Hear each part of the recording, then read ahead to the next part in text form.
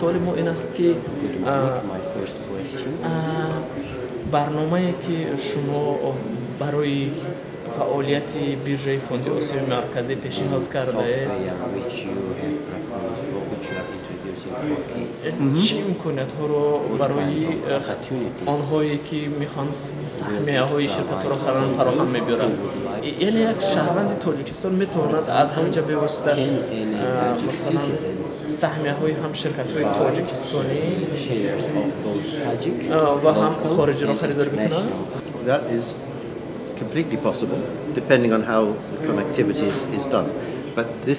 البته شهروندان تاجیکستان امکان دارند از همینجا سهمیه‌های شرکت‌های با نفوذ خارجی را خریداری کنند، چون که پلتفرم بیرژه مذکور به بیرژه بزرگ جهان پیوسته است. به احتمال زیاد در آینده بیرژه مذکور به یکی از مرکزهای بین‌المللی خرید و فروش در آسیای مرکزی تبدیل یابد. از روی تجربه خودم میتوانم بگویم که بانک‌ها برای گرفتن قرض امکانیت بهترین را فراهم کرده نمیتوانند، چون که اکثر آنها به ساکنان قرضها را با فایده های پست پیشکش کرده نمیتوانند. از این لحاظ برای براه ماندن فعالیت بیرژه های فاندی در تمام جهان هم برای سرمایه گذاران و هم برای آنهایی که نیت جلب سرمایه را امکان خوب فراهم می‌آورد که قرضهای امتیازنامه را جلب کنند.